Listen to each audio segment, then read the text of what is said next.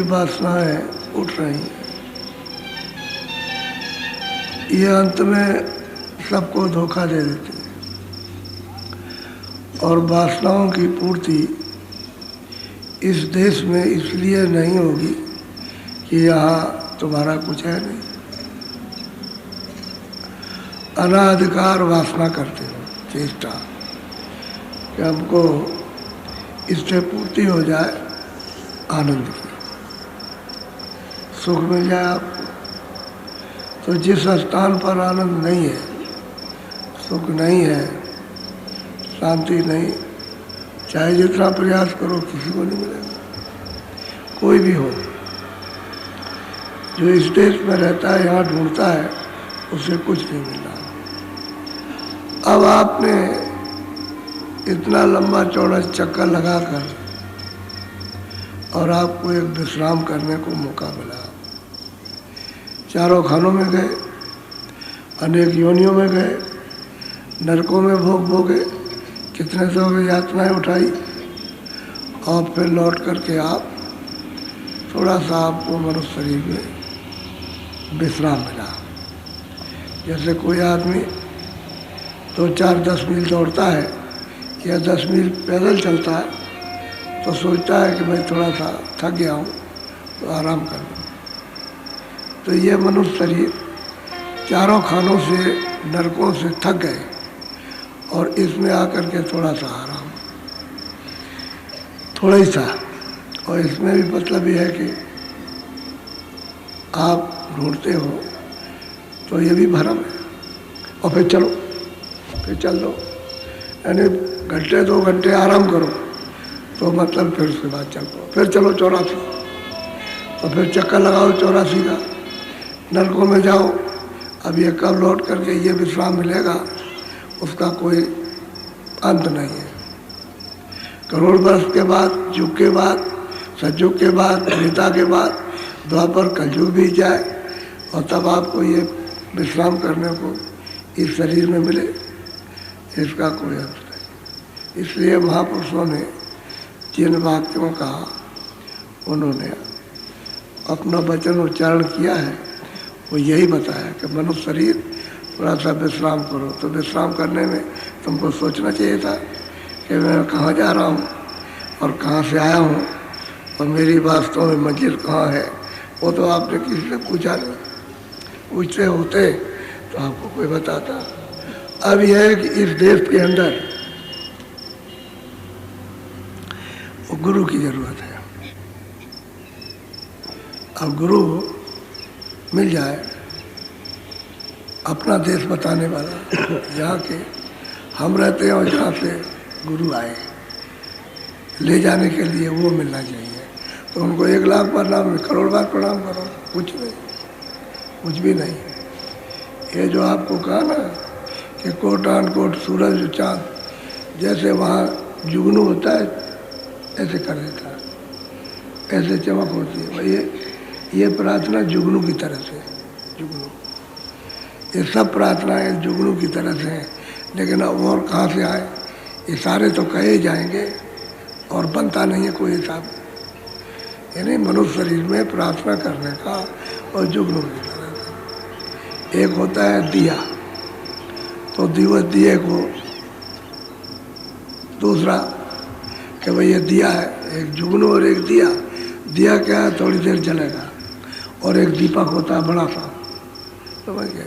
तो असली बात यह है कि ये प्रार्थनाएं इस तरह की है, लेकिन वहाँ तो कुछ और है। वहाँ जो है उसके रोम रोम में कुछ और है।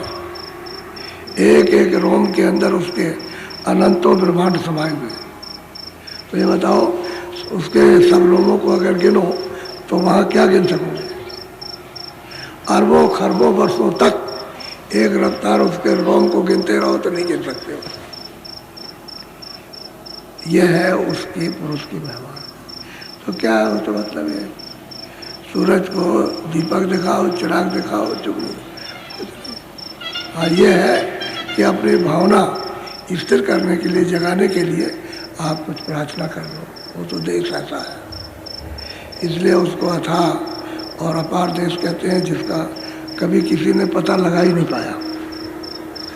वहाँ से संत जन आते हैं इस देश में, जहाँ आपको मौका मिला विश्राम करने का, कि भाई चारों खानों से नरकों से लौट करके आए हो और अब आपको ये मिला, तो उसी में अगर मिल जाए तब तो आप उलट जाओ, और वो नहीं मिलते हैं तो गए, फिर गए, फिर लौटे वापस।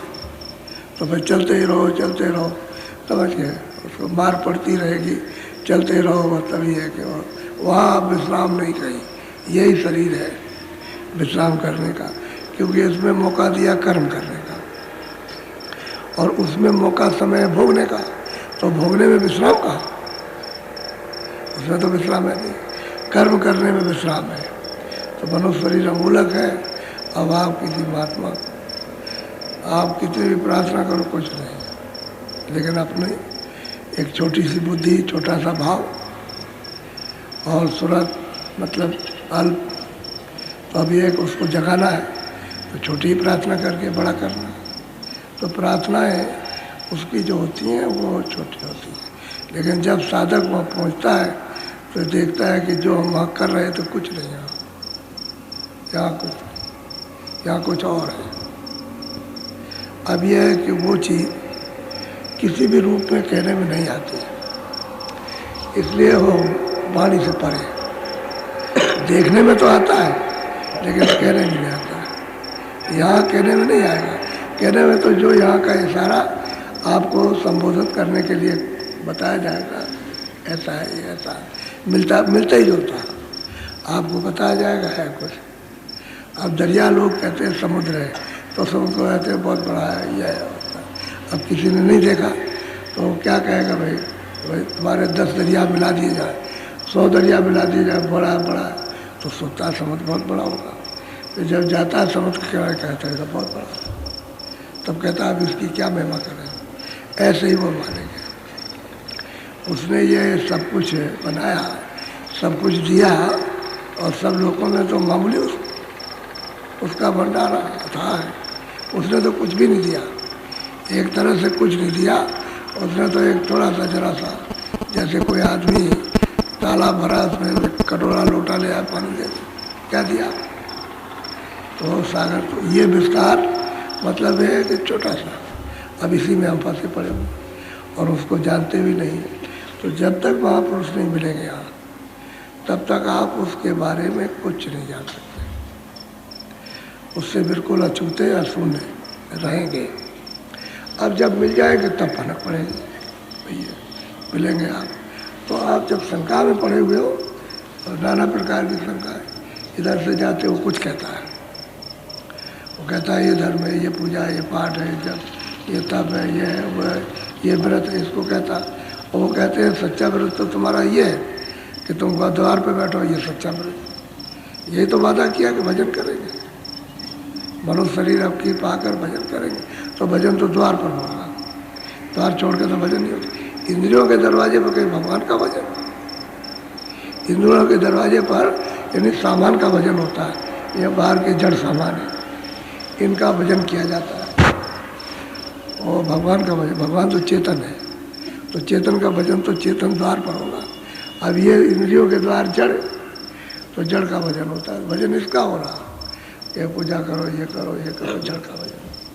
अब जड़ी के भजन से जड़ी में चले जाओ, और चेतन का भजन करने को कहते हैं, वो तो फिर महात्मा बताएंगे। तो असल में हमको पता ही नहीं है, तो बस तरह सी देर में बरगला देते हैं, उनकी बात का विश्वास करते हो, यहाँ कहते बताते बताते थक जाते, कहते भाई ये तो इतना सीधा इसको बताया और वहाँ उलझ गया जा करके। तो ये है, तो शंका वाले देश में 24 घंटे शंका बरस रही है, पानी की तरह से, कहीं भी किसी जगह भी हो। बारीक से बारीक चीज़ है, और महात्मा बारीक से बारीक बता देते हैं। इसलिए यहाँ पर सदा 700 वर्षों से जो महापुरुषों की महिमा, आप उनसे कितनी प्रार्थना करो, उनकी प्रार्थना कर ली ईश्वर की कर ली, उनकी प्रार्थना कर ली तो ब्रह्म की कर ली, उनकी कर ली तो पार की किया आप। और अगर वो गुरु मिल गए प्रार्थना की, तो मतलब आपने महाकाल पुरुष की कर ली, और उनकी प्रार्थना की तो सत्पुरुष की, उनकी प्रार्थना कर ली तो अलग पुरुष, अगम पुरुष, वो सब कुछ। और प्रार्थना उनसे नहीं कि कुछ नहीं किया, किसी का कुछ नहीं हो सकता। भेद तो सबका वो जानते बताएंगे, तो जो सबको जानता सबसे मिलता है उसकी प्रार्थना सर्वोपरि।